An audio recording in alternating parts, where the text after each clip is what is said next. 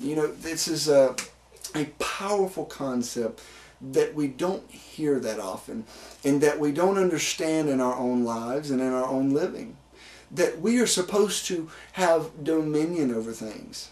So this original government that God put in place was a kingdom. You didn't have a vote in a kingdom. You didn't have your own thoughts of what you want to do in a kingdom. You didn't say, well, you know, I know God said this, or I know the king said this, but we're just going to do it this way. Let's have a vote and see if we can outvote the king. No, you didn't do that in a kingdom.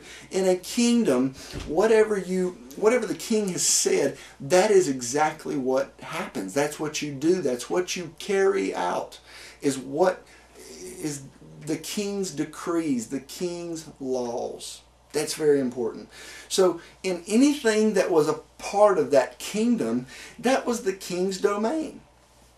You had all of the property. Everything belonged to the king. He owned everything. He owned the waters, the river. He owned the streams. He owned the food, the farmland, the buildings, the trees, the waters, the grass. He owned everything. Everything was the king's.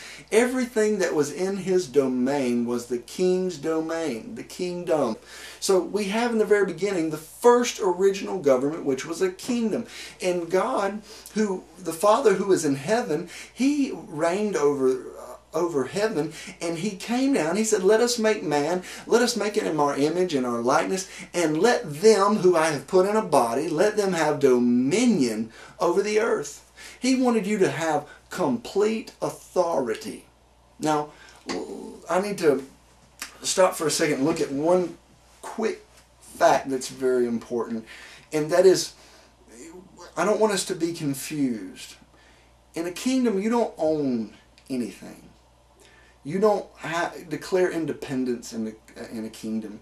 You don't do that. So when I say that you have complete authority, it's more of a lease. Let's say a lease contract. God said, okay, you know, heaven is mine, and the earth I am going to give to man, which David quoted that as well. So he said, and I'm going to let them have dominion. I'm going to let them have complete authority over the earth. And so He put that into man's hands. So man at that point had a management contract. He was supposed to manage the earth. He was supposed to manage its resources, manage all the things under the headship of Jesus in heaven. He's supposed to, under the headship of God, he was supposed to have that dominion. Man was supposed to report what he was managing. So if he mismanaged something, then he's basically went against the king. He's went against what the king told him to do. And we see that that's what happened.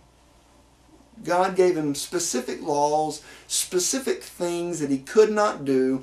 Do not eat of the tree of the knowledge of good and evil. That was the only thing that he couldn't do.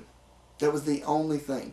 Now, so right now we see the original purpose of God, to establish a kingdom on earth with sons and daughters, because that's what we are, of sons and daughters, and to let them have dominion over all the things of the earth, have complete authority.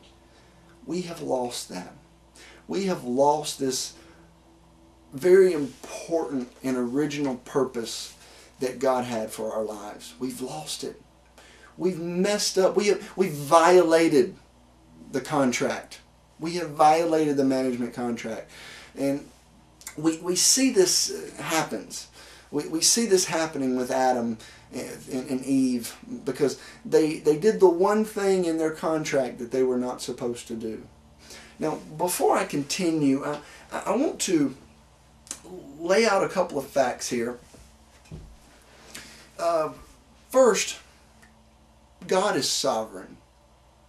That means he's completely free from any influence. He's not influenced by things. That's what sovereignty is. And he's all powerful. We know that he controls all things. He has power over all things. He even said, he said, I am God, and beside me there is no other. And we we know that God does not do anything without a purpose. He never will. He'll never do something that doesn't have a purpose.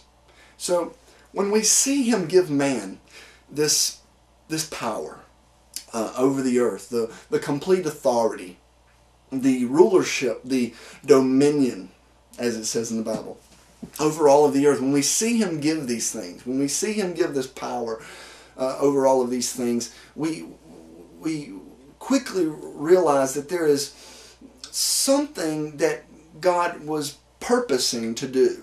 There was something that God wanted to make happen. He had a plan. He had a plan.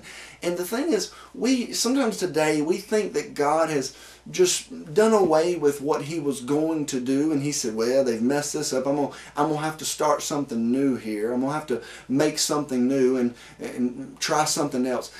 God doesn't have to replan anything. He's God.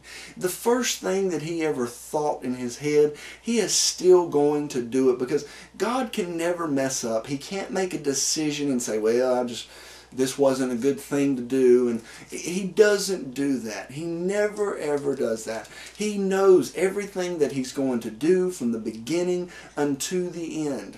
So we realize that whatever He purposed at that point, it cannot change, because God will never make a blueprint for something and then say, well, let me just start over from the drawing board and throw that away. He doesn't do that. God will never do that. And let me prove that to you if I can. Let's go to Isaiah chapter 14 and verse 24. The Lord of hosts hath sworn, saying, surely as I have thought, so shall it come to pass, and as I have purposed, so shall it stand. So anything God purposes, anything that He decides to do in His heart, those things are going to come to pass. God doesn't change His mind about those things. He will never have to try to do something else because that's messed up. Because He made a bad decision. God doesn't make bad decisions. Whatever He has purposed in His heart, that is what is going to happen. Okay? Let's get that. Let's make sure we get that down. That is so important, because it ties back to the original point.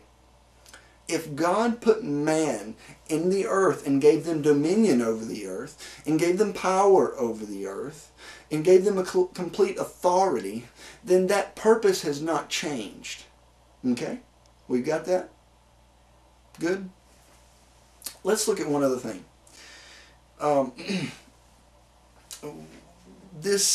This thing about the original purpose, it is what I like to call the forgotten commandment.